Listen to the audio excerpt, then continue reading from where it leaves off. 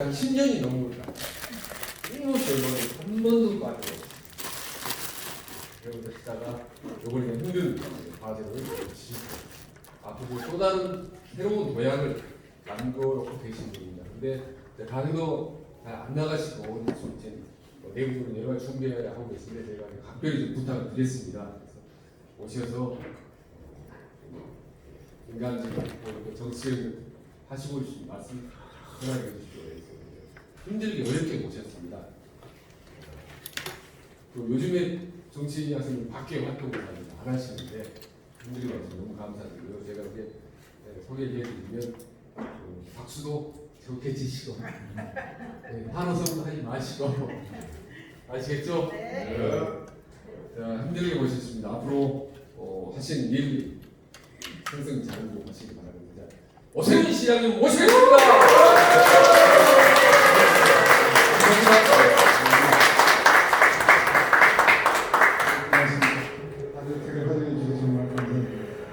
아직도 저를 대권주자로 불려주시는 최진 회장님께 진심으로 감사합니다. 저 집사람은 저를 놀려요. 지금 10년째, 15년째 잠룡이라 당신은 직업이 잠룡이야. 아마 죽을 때까지 잠룡할 것 같다. 죄송합니다. 너무 오랫동안 이렇게 기실거려서 아마 저를 좋아하시는 분들은 굉장히 안타까우실 거고 아마 정치적으로 좀 견해를 편리하는 분들은 너 그럴 줄 알았나 그런 분들도 아마 이 자리를 계시기도 하고 그런 생각이 듭니다.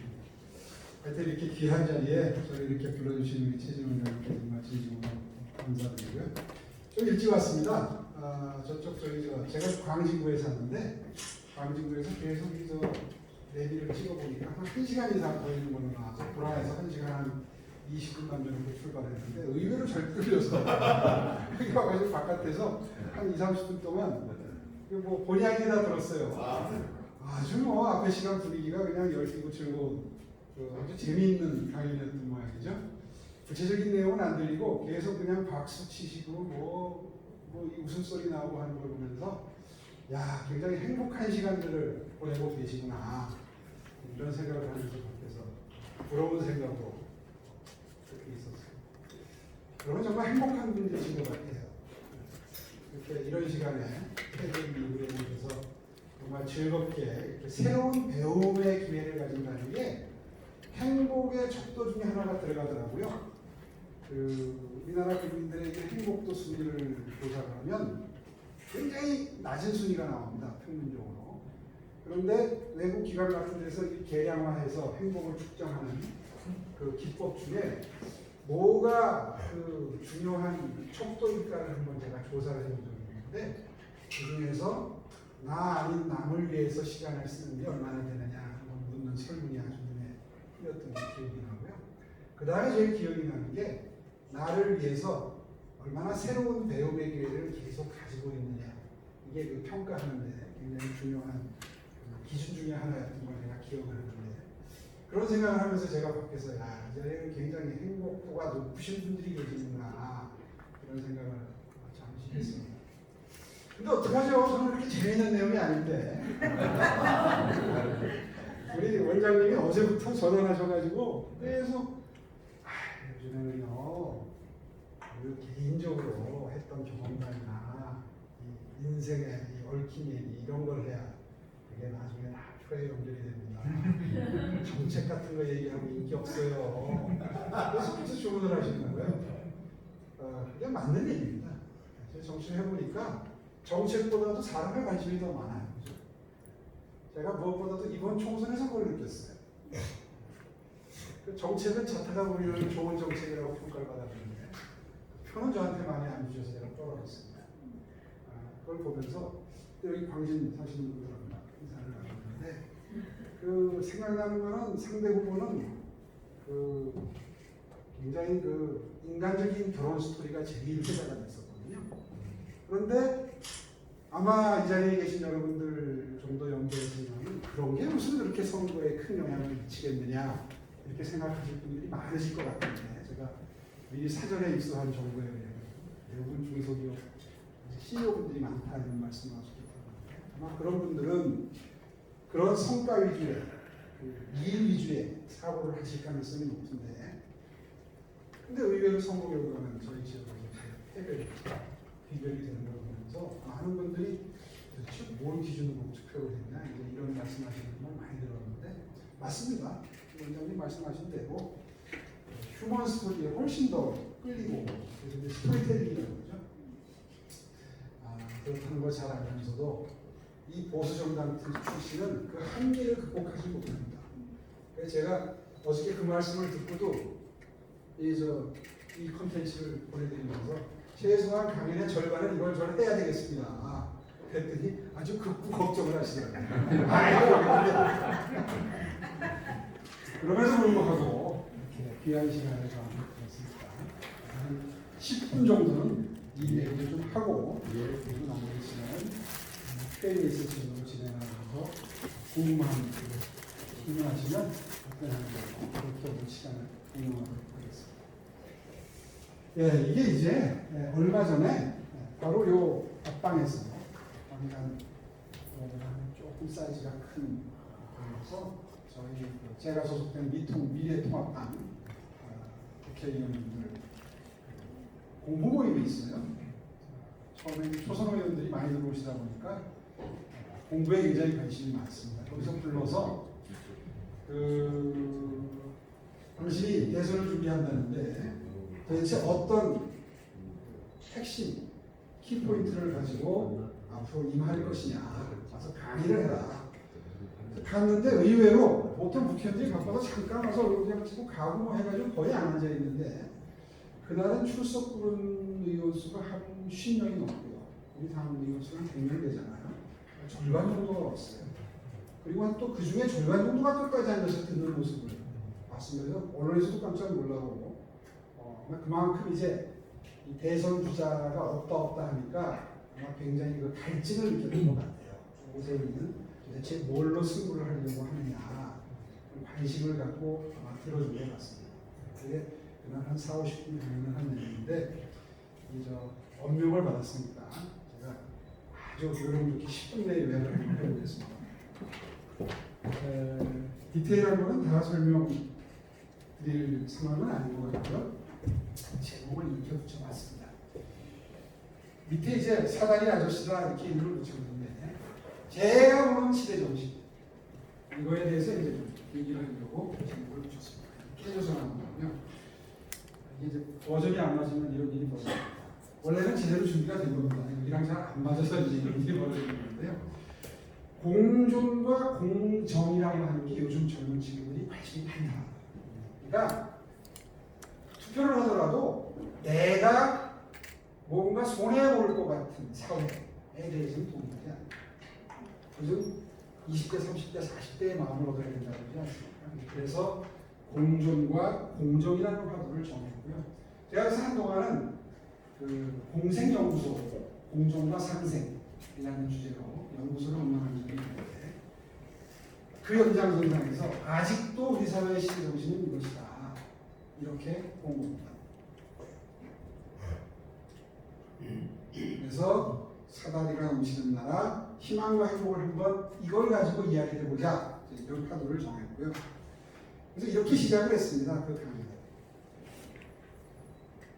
우리 당이 그동안에 도외시했던 것들이 뭐냐, 좀 그냥 언뜻 한번 보시면 이런 것들을 우리가 좀 관심이 덜했다. 밑에 보는 이런 책들을 보면 많이 팔린 책들인데, 사실 우리 당은 그 다음 이런 거에 관심이 많았다. 나라의 발전, 국민들 먹고 사는 거, 안보, 좀 남성적이죠, 화두들이. 거기에 비해서 방금 전에 봤던 우리가 소홀히 했던 화두들은 그렇지 못했던 것. 일로 관심사가 이동하고 있는데 이걸 미처 깨닫지 못하고 우리 당이 한마디로 말해서 시대의 흐름을 놓쳤다. 그 점을 반성하면서 우리 당을 좀 바꿔야 되겠다. 다시 말해서 나라는 부자가 됐는데 왜 나는 이렇게 고달프냐, 이런 생각을 하는 국민들이 과반수 이상이 넘어섭니다. 여기에 적응 못한 우리 당이 4 4연패라는 엄청난 패배의 연속을 경험할 수밖에 없었고, 그 점을 우리가 깨닫지 못하면 다음 대선에서 또 진다, 이제 이런 얘기를 했던 거예요. 이 뭐 복잡한 얘기니까 시간이 들어가는 얘기니까 다 생략하는데요. 어쨌든 그 요지는 이렇습니다. 지금 조사를 하게 되면 미래에 대한 희망이 없다는 겁니다. 당대 내 인생 내에 신분 상승 포기했다. 내 아들 대, 딸 대에서도 가능성이 없다. 이런 자괴감에 빠져 있는 거고, 재산을 분석을 해봐도 괜찮은 상황임에도 불구하고 전부 마음이 가난하다. 절대적 박탈감, 상대적 박탈감에 빠져 있는 걸 인정하지 않으면 이게 수치로 다 분석을 하는 겁니다. 정말 아실 거예요, 저 보면. 그래서 아버지의 마음에서 어머니의 마음으로 변하지 않으면 안 되겠다. 첫째, 그동안 발전에 관심이 많았는데 국민 한 사람 한 사람의 희망을 보장한다라고 하는데 신경을 쓰지 않으면 이제 득표할 수 없다. 안보는 국민 입장에서는 그냥 내 안전이 뿐이다. 산업적 차원에서 접근하지 말고 한 분 한 분 국민 개개인 경제 주체 입장에서 모든 정책을 생각하자. 저런 우리가 한참 성장할 때 가치로 느꼈던 산업화 시대의 가치들은 이제 이런 가치로 이동했다.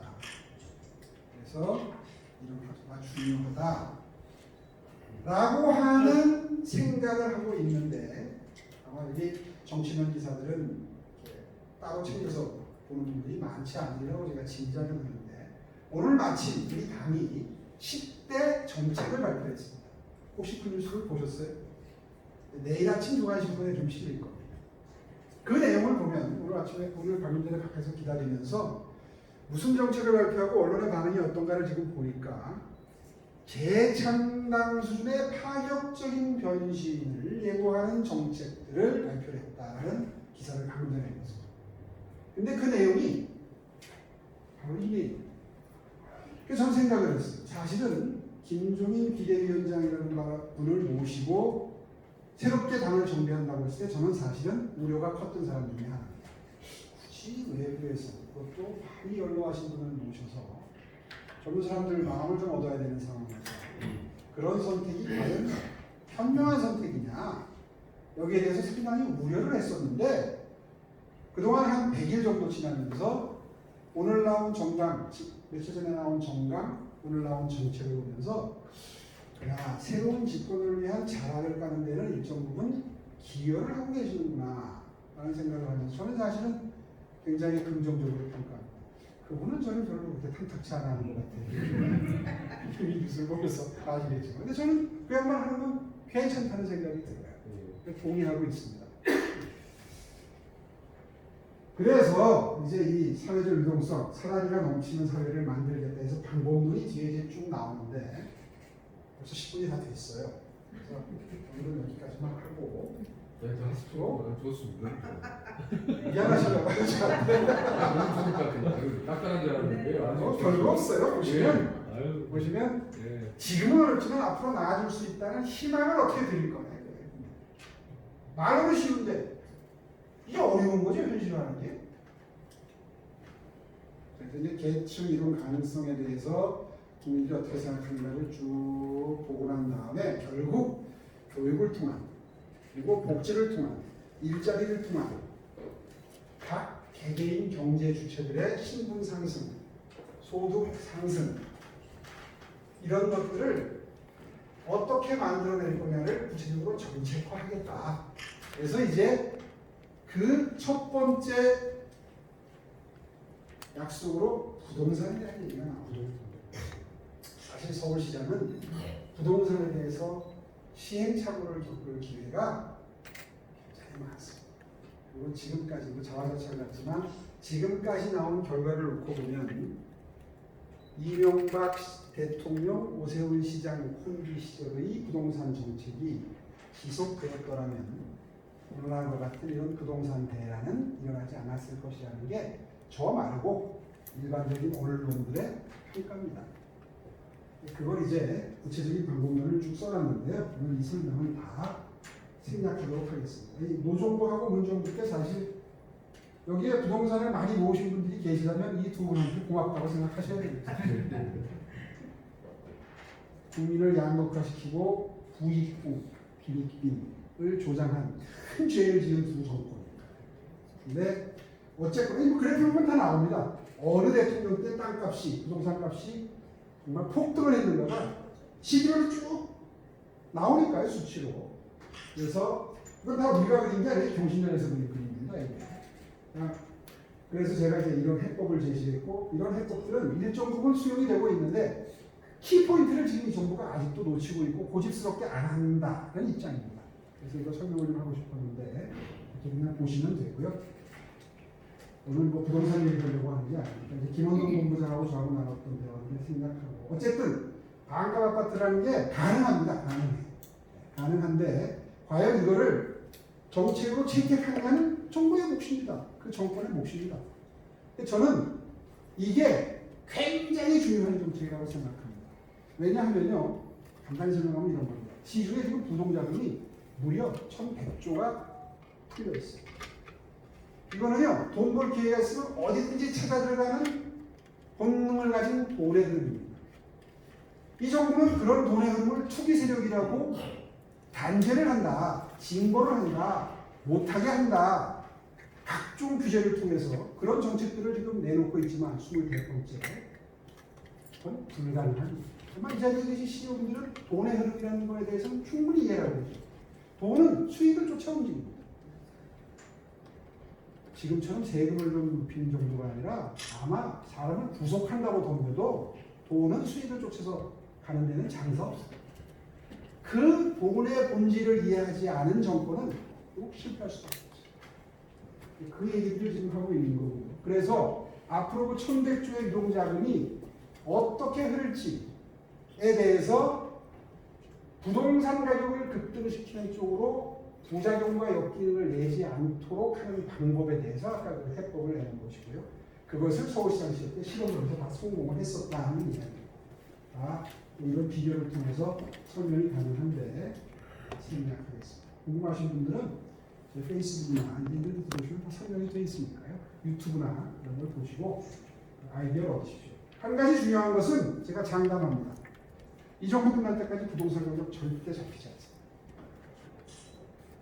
그 이유를 제가 다 유튜브에서 설명을 해놨어요. 지금처럼 아마 주춤할 거예요, 당분간. 워낙 센 걸 내놨기 때문에. 그러나 지금처럼 정책을 가져가는 한 절대로 부동산, 특히 강남 부동산은 잡을 수가 없다.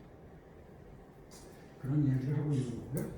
두 번째 이제 안심소득인데요. 이것도 뭐 설명을 생략하겠습니다. 우리 당이 오늘 발표한 정책의 첫 번째가 기본소득입니다. 아마 이 자리에서 대부분 사업하시는 분들이고 아마 보수적인 성향을 가진 분들도 계실 텐데, 무슨 시점에 기본소득이냐 지금. 기본소득이라는 건 위아래 상관없이 소득계층 무관하게 똑같은 액수로 나눠주겠다는 포퓰리즘인데 왜 미래통합당이 이걸 꺼내든지 라는 생각을 하고 계실 거예요. 처음에 김종인 비대위원장이 그걸 냈을 때 굉장히 뜨악해 하는 보수 자유진영 사람들이 많았습니다. 이 자리에도 계실 거예요. 그래서 그걸 제가 보충을 했습니다. 안심소득제도라는 거죠. 컨셉만 보고 넘어가겠습니다. 지나가고 이걸 보시면 간단합니다. 2023년 어차피 다음 정권 때 2023년 기준으로 중위소득을 4인 가족 기준으로 6천으로 보고 포함해 봤을 때 그 소득에 미치지 못하는 50%의 국민에게만 기본소득을 주는데 그것도 하우 상박으로 주자. 이게 안심소득의 핵심입니다. 그리고 이 버전은 좌파 버전이 아니라 밀턴 프리드만이라고 하는 미국의 대표적인 우파 경제학자, 보수주의 경제학자의 이론을 그대로 차용해서 만든 겁니다. 오해 없으시기 바랍니다. 이것도 설명을 한 10분 들으면 다 이해가 가시는데 오해가 사라지는데 우리가 생각하겠습니다. 그러면 이렇게 설명을 하고요. 그래서 이 제도의 장점을 좀 써놨는데 소득 격차를 확 꼬부동하게 줄입니다. 이 정부가 가장 큰 실정이 있다면 빈부격차를 더 벌려는 겁니다. 두 가지 측면, 자산과 소득의 측면에서. 자산에서 벌려는 건 부동산 실패 때문이고요. 소득에서는 그 유명한 소득주도 성장, 주 52시간 뭐 이런 걸 하면서 오히려 어려운 사람들의 일자리를 없앤 겁니다. 설명하지 않겠습니다. 다 깨닫고 계실 거예요. 뭐 사업 과정에서 다 느끼고 계실 거고 어쩔 수 없이 종업원수를 줄일 수밖에 없었던 사정이 바로 거기에서 연결되고 그렇기 때문에 이걸 해서 보완하자는 그래서 소득 격차를 획기적으로 해소하고 등등등 이런 장점이 있다. 증세하지 않아도 됩니다. 재원 마련 대책도 설명을 했는데요. 이것도 다 생각해보면 마지막 슬라이드 교육 사다리, 아까 말씀드린 대로 일자리 사다리 뭐 이런 것들을 통해서 국민들께 어떻게 하면 당대 혹은 내 2세 그때까지라도 내가 수입과 신분이라고 하죠. 계층 상승에 희망을 줄 수 있는 정당이 되느냐 여부가 다음 대선에 아마도 화두가 될 것이다. 저도 그렇게 내다보는 것이고요. 그래서 그것을 국민 여러분들께 비전을 제대로 전달만 할 수 있다면 아마 정권을 가져오는데 큰 일을 못할 수 있을 거다. 지금 생각해보면 불과 4개월 전에 총선 끝나고 난 다음에 사실 캄캄했었어요. 처참할 정도로 이른바 보수 정당을 지지했던 분들은 앞으로 한 5년, 10년 내에 정권 찾아오겠나? 이 어려운 이 기업들을 이렇게 가혹하게 힘들게 하는 이 문재인 정부를 이게 다음 정권까지 이어지는 모습을 이거 봐야 되나? 거의 뭐 패배주의, 거의 뭐 자포자기 이런 느낌을 가지셨던 게 지금 생생하실 텐데 그거 4개월 지났어요. 근데 오늘 뉴스가 지지율이 역전됐다 그러죠? 다행스러운 것은 바로 그 지지율이 역전된 현상인데 우려스러운 것은 그게 우리가 뭘 잘했다기보다도 문재인 정부의 헛발질이 가장 큰 원인이었기 때문에 아직은 안심하기 힘듭니다. 우리가 뭔가 국민들께 희망을 드려서 그 지지율이 생겨야 되는데 이제 겨우 우리 당의 10대 정책이 나오는 거니까 이제 본격적인 경쟁은 지금부터다. 이런 생각이 들고 그래서 그러한 당의 변신이 오늘 말씀드린 김단님께서 말씀드린 이런 것과 맞물려서 국민들께 얼만큼 진정성 있게 전달이 되느냐 이게 앞으로 대선에서 승리를 가늠할 수 있는 시행착오입니다. 정말 요약을 빨리 한다고 했는데도 뭐 한 10분 넘었죠. 대충 오세훈의 구상을 감을 잡으셨습니까? 네. 고맙습니다. 오늘 강연은 여기까지 하고요. 지금부터 진짜 여기 Q&A 하겠습니다. 이해봉이도 박수 한 번씩.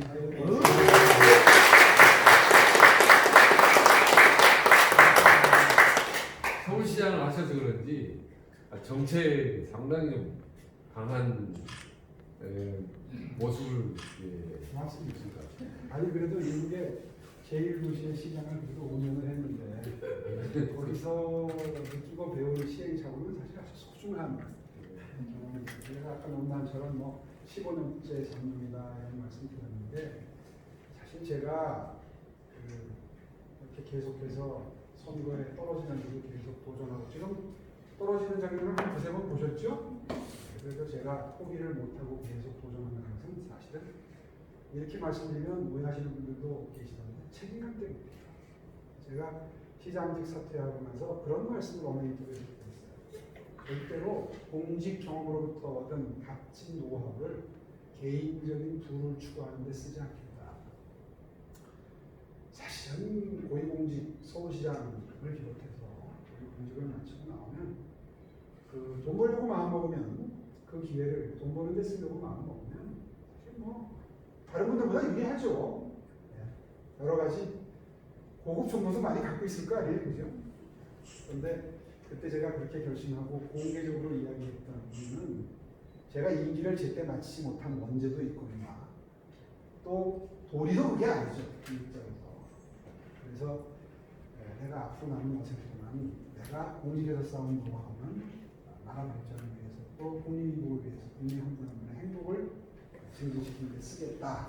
이렇게 공약이라기보다 공표를 한 적이 있는데 그런 도전에 계속되고 있는 거예요. 그런 의미에서 지난 10년 동안 사실은 어저께 우리 원장님 전화로 고민을 많이 했어요. 이 내용을 하지 말고 그러면 저한테는 30분밖에 못 주신다는 거예요. 그래서 무슨 얘기를 해야 되냐 30분 동안. 지난 10년 동안 500기간 동안에 제가 외국도 많이 드나들었어요.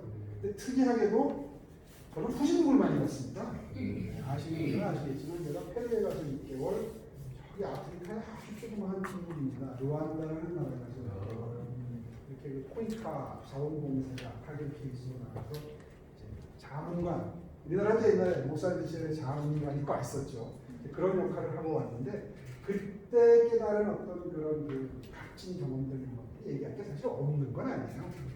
그런데 그것보다도 뭐 소주 한잔 하면서 이렇게 얘기하면 훨씬 더 실감나고 재미있는 얘기들이 많은데 그런 얘기보다도 오늘은 적어도 비전을 좀 보여드려야 되겠다. 앞으로 우리 당이 어느 방향으로 갈지, 뭘 가지고 승부해야 되는지에 대해서 답답하신 분들이 분명히 계실 텐데 그런 시간을 조금이라도 가져야 되겠다. 이런 생각 때문에 말씀드렸고요. 네, 지금부터는 질문 받겠습니다. 아니 그 천인 삼정의 그 부분 어제부터 계속 천인삼정. 예. 그게 아주 인상 깊으셨나 봐요. 제가 그러니까 초선 국회의원을 마치고 시장 되기 전이니까 벌써 한 15년 전입니다. 15년 전쯤에 지금 제가 나이가 60이니까 15년 전이면 이제 40대 중반으로 있을 때 천인삼정 경기 트라이애슬론이라고 하죠. 그걸 한번 완주를 해가지고 신문에 난 적이 있는데 그게 그렇게 인상 깊으셨나 봐요. 많은 사람들 대한민국 사람들이 사실 그거 얼떨결에 한 겁니다 그냥. 무슨 스토리가 있는 줄 아시고 자꾸 그걸 이제 말씀해 달라고 그러시는데 사실 인터뷰 한번 잘못했다가 엮인 거예요. 그때 제가 이제 좀 떠들썩하게 국회의원을 그만뒀잖아요. 그만뒀다기보다도 그때 이제 다시 출마하지 않는다 선언을 한 거죠.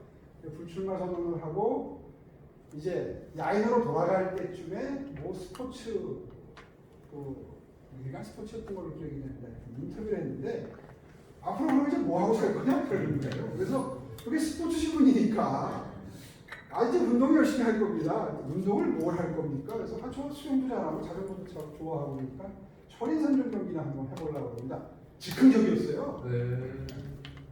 근데 이게 기사가 손바닥보다 크게 나는 그러니까 이게 우리 또 이게 고지식해서 이게 약속이 돼버린 거야. 기사에서 이렇게 크게 나와서.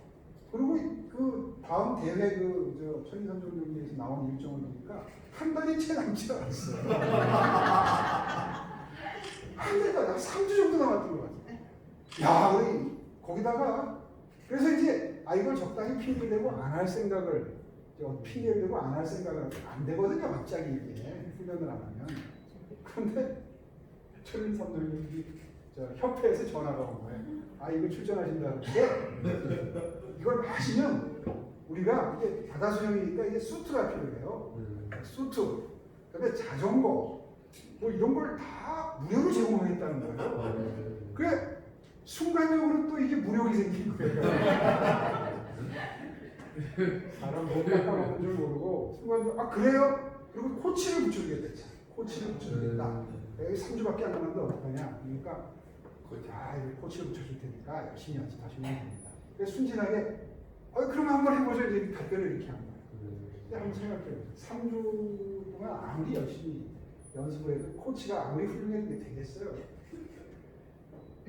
그래가지고 연습을 시작을 했는데 결국에는 2주 정도 하다가 몸살이 난 거예요. 몸살이. 안 하는 거예요. 갑자기 하니까 몸살이 난 거예요. 그러니까 2주 정도 연습을 한 다음에 대회를 한 3일 남겨두고 마지막으로 종합훈련을 하자 그래가지고 한강변에 가서 수영 그게 코스가 그렇게 됩니다. 정확히 그 길이가 생각이 안 나는데 수영을 하여튼 한 5km간 해요. 그 다음에 물론 바다 수영이죠. 어떨 때 이제 강에서도 하고 그러는데 호수에서도 하고. 이게 수영장하고 많이 다릅니다. 바다 수영은 그때 그 저쪽 동해안에서 총각을 했어요. 그 다음에 자전거를 타요. 순서가 자전거를 한 40km까지 타요. 그 다음에 뛰는 거를 뭐 한 10km인가 20km까지 뛰어요. 그렇게 해서 그게 이제 단축 코스입니다. 이게 3시간 반 안에 들어오면 이제 천리다 이렇게 합격 인정해 주는 거예요. 근데 그거를 연이어서 못하니까 연습할 때 띄엄띄엄 했어요. 하루 동안 수영장에 가서 수영하고 와가지고 한강변에서 자전거 타고 뛰었는데 아니라 다를까 그 다음날 몸살이 나고 인경 갖고도 1시간 이렇게 내일 모레 대회인데 사실은 만족하려고 간 게 아니라 언론에 났으니까 그리고 이제 언론에서 막 취재한다고 미리 연락이 많이 온 거예요. 그래서 이거 출전을 안 하면 사기꾼 되겠다. 공짜로 받은 게 있잖아. 자격증. 그래서 현장에 가서 못한다고 해야 되겠다. 내 몰골을 보여주고 이 복강 걸려갖고 힘든 모습을 보여주고 양해를 구해야 되겠다. 그리고 속초까지 갔어요. 전날. 가가지고 처음으로 바닷물을 한번 이렇게 봤는데 야 바다가 시커매요. 맨날 수영장에서만 하다가 한 번도 바닷수영을 해본 적이 없는 거예요. 그래서 역시 이건 안 되겠다. 근데 한번 들어가 보자. 근데 수트를 입고 들어가는데 세상에 수트를 여기서 천리선종 혹시 하신 분 계세요? 내가 왜 원장님이 그 말씀 자꾸 하시는지 짐작이 근데 건강에 관심도 많으시고 운동 관심도 많으시니까 하신 분도 계시고 그래서 한번 그 얘기를 해봐라 그 말씀이신 것 같은데 수트를 입고 처음에 바닷물을 들어가니까 숨을 못 쉬겠어요. 쪼여와요. 그러니까 이게 물속에서 한 30분을 막 그 탈진할 정도로 적응하려고 노력하다 보니까 이게 수트와 몸 사이에 수막이 형성이 돼야 이게 그 압력을 견딜 수 있는데 그걸 아무도 안 가르쳐 준 거예요. 나 혼자 그 깨달아요. 30분 동안 헤매다가 거의 패닉이 오더라고요. 처음에 막 숨도 못 쉬겠고 수영은커녕 숨이 안 쉬어져. 수트를 입고 들어가요.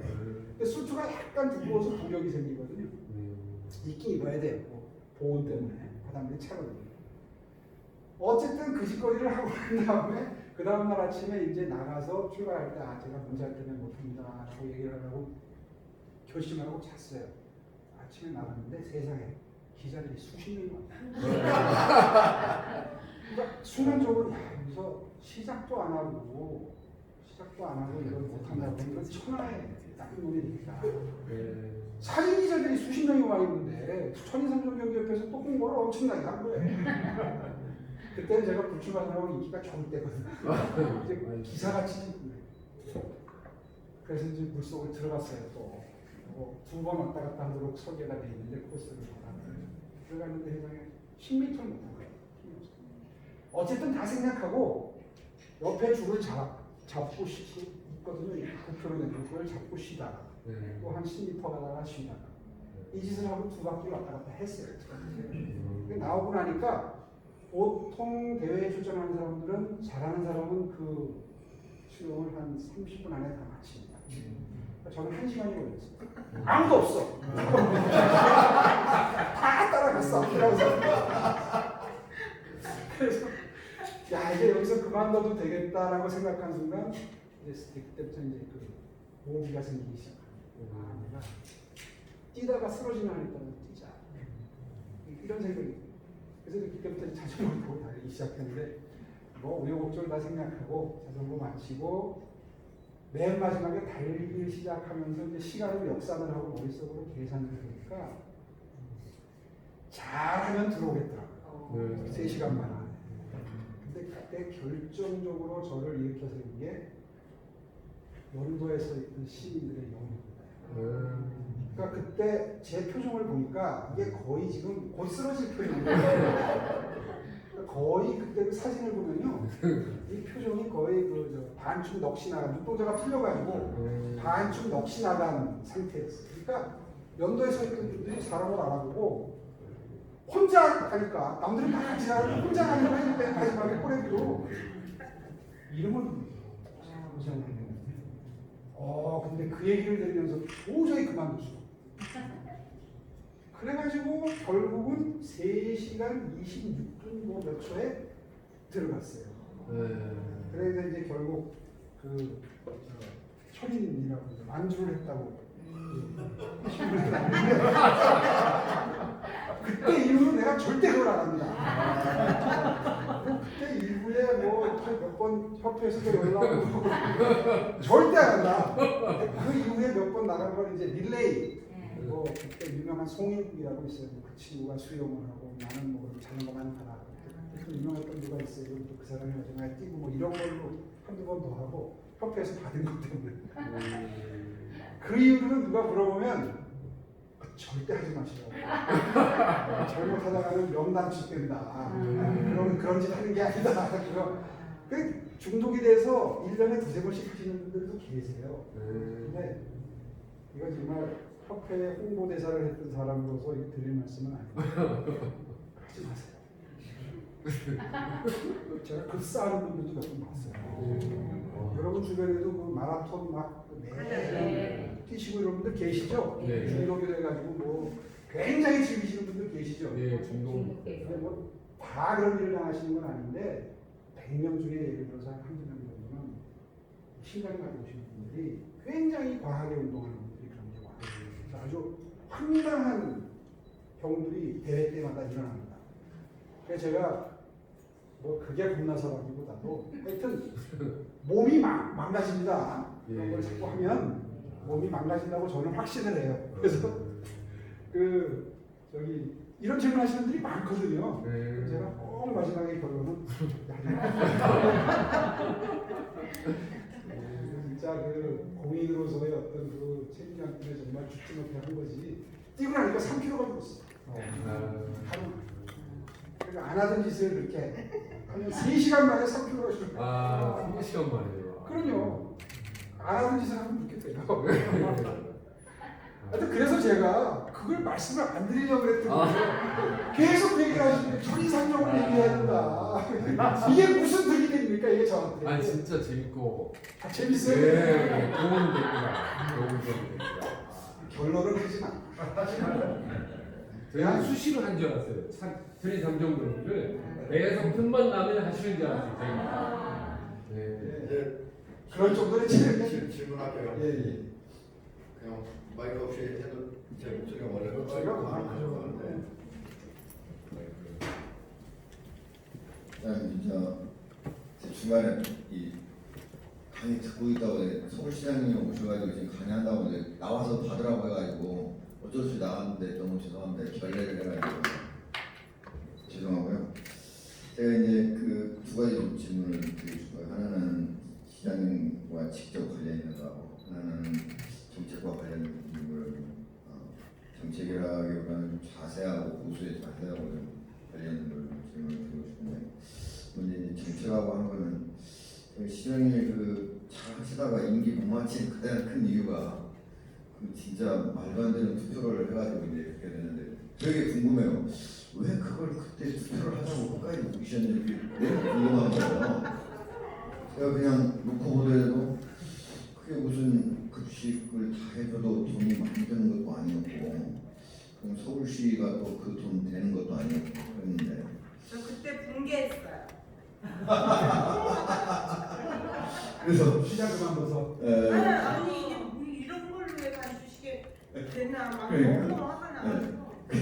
그걸 왜 그때 누가 그걸 하라고 해서 왜 그런 결단을 해가지고 그런 바보 같은 결과를 가져오게 됐는지 되게 궁금합니다. 그걸 먼저 우리 김종인 비대위원장 쓰신 표를 그대로 쓰시는 바보 같은 그게 첫 번째 예. 질문이고요. 그다음에 이제 두 번째는 국민들이 그러면은 뭐 보수 이제 정책 얘기 이렇게 하는데 국민들이 보수하고 진보하고 이렇게 할 때 사실은 진보를 많이 그 지지한 거는 보수보다 정책이 좋아서 저는 그랬다고 그렇게 생각은 안 하거든요. 감성적으로 더 끌렸다라고 하는 게 저는 더 맞을 거라고 생각을 하고 그런 측면에서 그러면 이제 보수는 예를 들면 오세훈 시장만 하더라도 잘 교육받고 얼굴도 잘생기고 키도 크고 그리고 여자들 인기도 좋고 어디 가면 말도 잘하고 이 그냥 이렇게 다른 사람들이 보면 약점이 없는 사람이에요. 그죠? 근데 약점이 없는데 이렇게 타투사에 가서 이렇게 팔짱을 끼고 싶은 사람하고 또 차이가 있어요.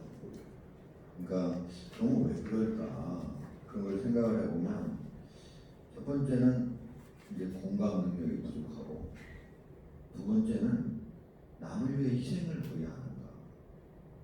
자기를 위해서 뭔가 막 돈도 잘 벌고 뭐 학력도 잘 쌓고 말도 잘하고 온갖 것 다 이기는데 잘하는데 남을 위해서 손해보고 희생하는 게 좀 부족하다. 그래서 그런 것들이 바로 지금 보수가 지지를 못 받는 원인 아닌가. 비근한 예로 이제 이번 같은 경우에 지금 이제 미래통합당이 더불어민주당보다도 오히려 국회의원 수가 한참 적은데 2주택, 3주택은 더 많잖아요. 그죠?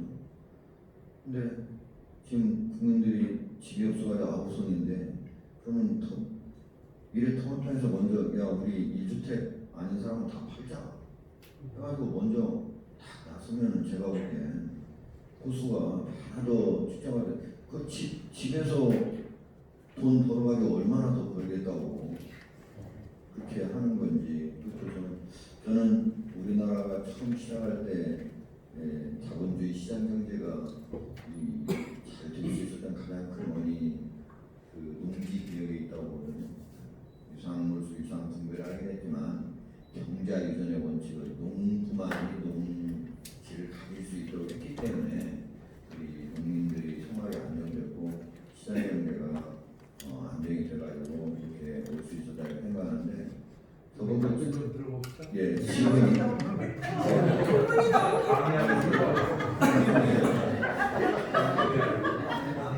지금 지금 제가 얘기하는데 주자유택, 거자유복이라고 실거주자만이 집을 가질 수 있어야 된다. 나머지는 다 팔아는 게 맞다고 생각합니다.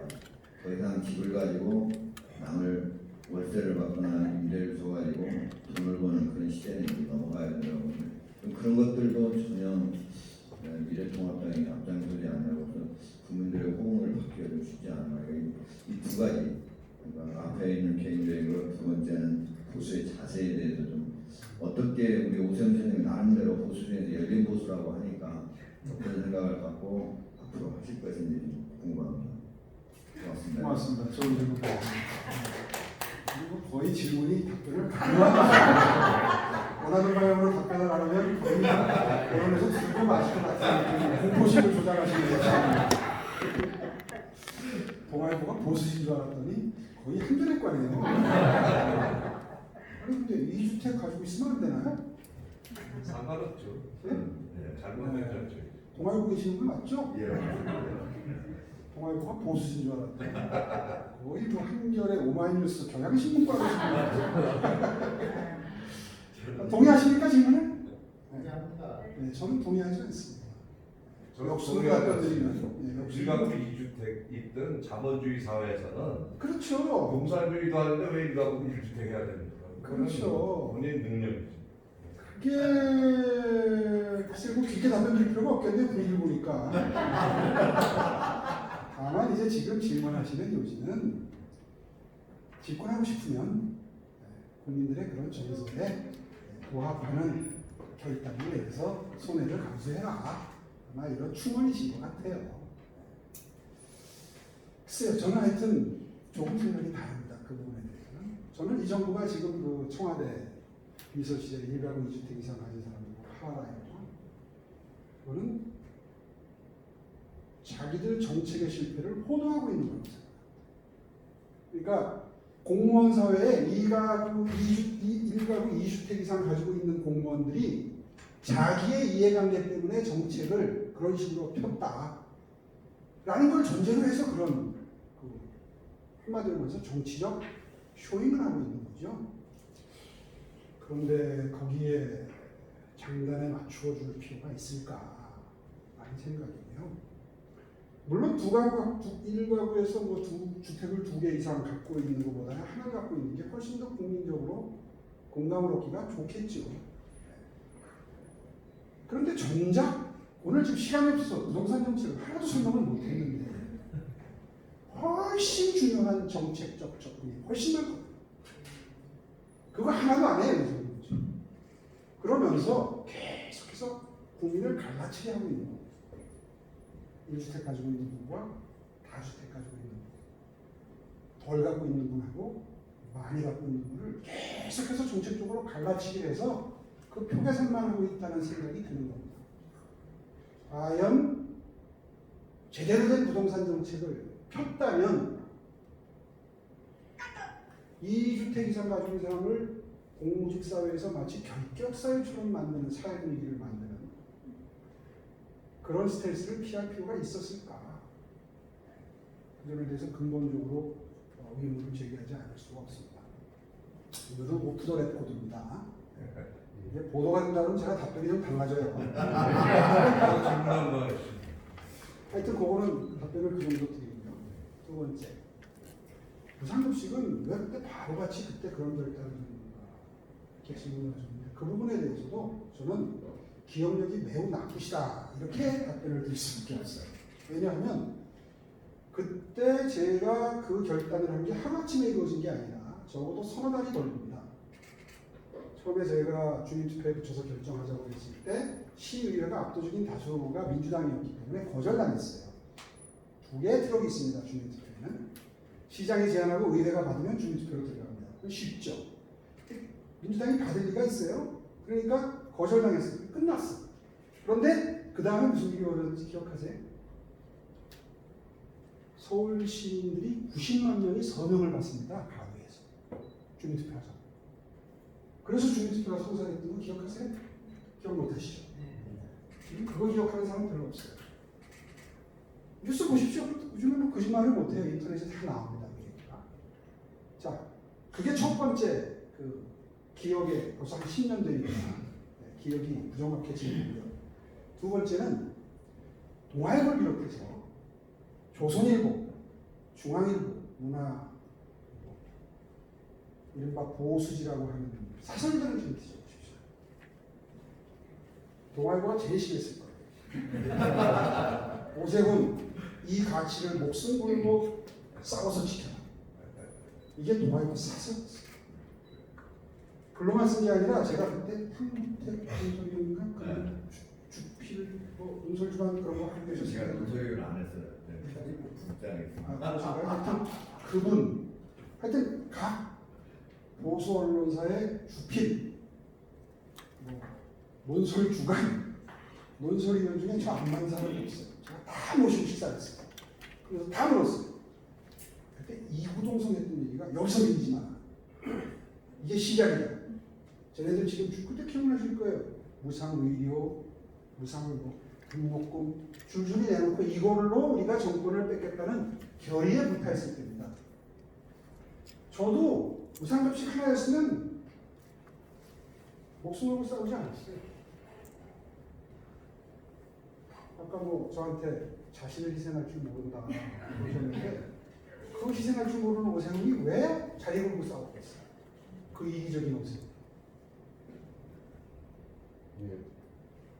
나라의 미래